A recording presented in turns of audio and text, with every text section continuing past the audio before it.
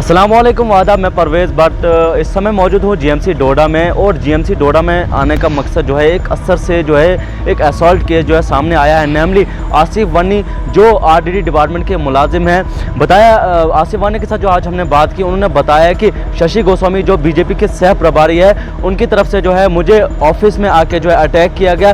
कुछ कागजात को लेकर जो है बातचीत हुई। जब इन्होंने बताया कि मैं एक फील्ड वर्कर हूँ, मैं एक जीआरएस हूँ पंचायत का, मैं ऑफिस का कोई भी रिकॉर्ड जो है आपको नहीं दे सकता या किसी और का काम है, उसके बाद जो है उन पर अटैक किया गया। अभी वो जीएमसी डोडा में, जैसे आप देख रहे हैं, अभी वो जीएमसी डोडा में जो है एडमिट है और कुछ मेडिकल ट्रीटमेंट जो है उनका चल रहा है। इससे पहले भी गोस्वामी ने जो है, शशि गोस्वामी ने जो है बहुत सारे इंसिडेंट जो है क्रिएट किए थे।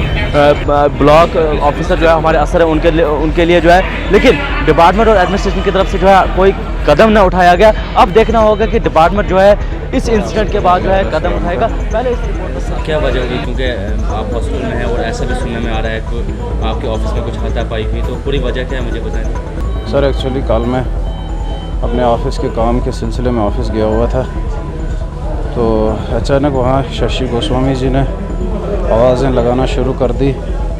आसिफ इधर आया, आसिफ इधर ज़ोर ज़ोर से चलाने लगा। मैं घबरा गया, पता नहीं क्या हो गया। जब सामने गया तो उसने कहा कि फलानी कोई लिस्टों की बात कर रहा था, लिस्टें दो। मैंने उसको बताया कि मैंने कहा मेरे पास तो लिस्ट नहीं है।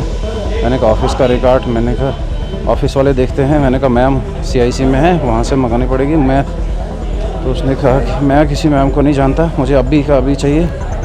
बस गाली गलौज करने लगा, धक्का मुक्की स्टार्ट की उसने वहाँ पे मेरे साथ। मैं ऑलरेडी मुझे डिस्क की प्रॉब्लम है और कल धक्का दे दिया इसने मुझे, और मुझे कमर में इतनी पेन हो गई। कल शाम को मैंने थोड़ी सी मेडिसिन ली थी, मैंने सोचा हो जाएगा नॉर्मल, लेकिन ऐसा कुछ नहीं। लेकिन मुझे फिर हॉस्पिटल आना पड़ा सुबह, और यहाँ पे ट्रीटमेंट चल रहा है। अभी देखते हैं क्या है क्या नहीं। अभी डॉक्टर साहब से एक्सरे वगैरह भी करवाया, मेडिसिन चल रही है। सर उससे पहले भी उसने बहुत सारी ऐसी हरकतें की है, डिपार्टमेंट को लेकर बहुत सारी हरकतें उसने की है। बहुत सारी गंदी लैंग्वेज उसने इस्तेमाल की वहाँ पे ऑफिस में आके। एक तो उसने कहा कि मैं सिटीज़न ऑफ इंडिया हूँ। मैंने कहा आप सिटीज़न ऑफ इंडिया हो, मैं भी तो उसी देश का वासी हूँ। मैंने कहा ऐसे बात कैसे कर सकते हैं आप।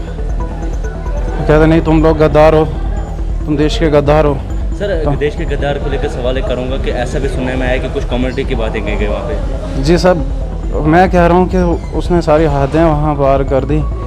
यहाँ तक कि उसने हमारे रिलीजियस के रिलेटेड भी कुछ बातें कही हैं जो मैं नहीं चाहता हूँ कि वो बाहर आ जाएं बातें।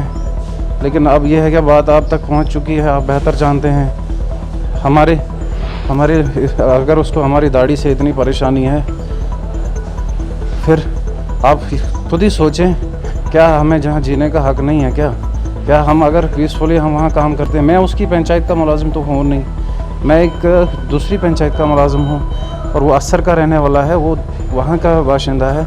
और मैं रूरल डेवलपमेंट ब्लॉक में एम्प्लॉय हूँ। जिसने आपको मारा वो कौन है? वो है असर पंचायत का पंच, वार्ड मेंबर।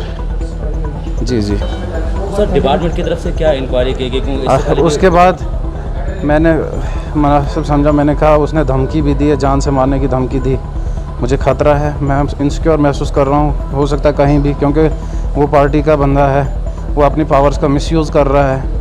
उनको देखना चाहिए, ऐसे लोगों को रखा जाए नहीं रखा जाए वो उनकी जिम्मेवारी है। हम वहाँ सिक्योर नहीं महसूस कर रहे हैं। वो ऐसे लोग हैं, कुछ भी कर सकते हैं। जिस हिसाब से वो धमकियाँ दे रहा था, आसिफ तेरी खैर नहीं।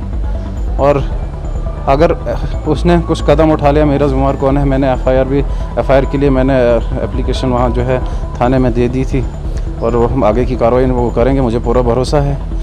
और मुझे आज जी हाँ, मैंने उनको भी इतला दी थी, एप्लीकेशन उनको भी दे दी थी। मैंने कहा मेरे पे आज ऑफिस में हमला हुआ। मैंने कहा यहाँ मैं अपने काम से आया हुआ था, कुछ डिमांड्स थी लोगों की, वो लेके आया हुआ था। ऑनलाइन करना होता है, आपको पता है हमारा सारा जो ऑनलाइन सिस्टम रहता है ऑफिस से ही रहता है, तो उसी सिलसिले में आया था। लेकिन ये किसको पता था कि ऑफिस में ऐसा हंगामा हो जाएगा मेरे साथ।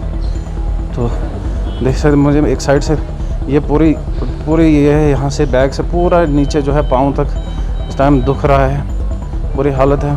क्योंकि मुझे पहले ही प्रॉब्लम थी इसकी, लेकिन आज जब उसी टाइम जब मुझे धक्का लगा, उसी टाइम मुझे पेन स्टार्ट हो गई। मुझे ऐसा लगा कि यहाँ से कुछ मतलब वो आवाज़ सी हुई वहाँ पे, लेकिन उस टाइम तो पेन नहीं थी उतनी। लेकिन जब मैं घर पहुँचा शाम को, आप यकीन ना माने इतनी पेन हुई है। मैंने एक टैबलेट ली है शाम को, उसके बाद मैंने मुनासिब समझा कि मैं हॉस्पिटल ही जाता हूँ और सुबह हॉस्पिटल आया, यहाँ पे इन्होंने ट्रीटमेंट शुरू किया, इंजेक्शन वगैरह लगाए, थोड़े फर्स्ट एड वगैरह दी है, थोड़ा मैं अभी बेटर महसूस कर रहा हूँ। सर आपने सिक्योरिटी के रिलेटेड या आपके ऊपर जो धमकियों का बताया गया, तो एडमिनिस्ट्रेशन से या अपने डिपार्टमेंट से? मैं एडमिनिस्ट्रेशन से यही गुजारिश करूँगा फेयरफुली इसकी इन्वेस्टिगेशन की जाए कि आज मेरे साथ हुआ, कल किसी दूसरे एम्प्लॉई के साथ भी हो सकता है ऐसा।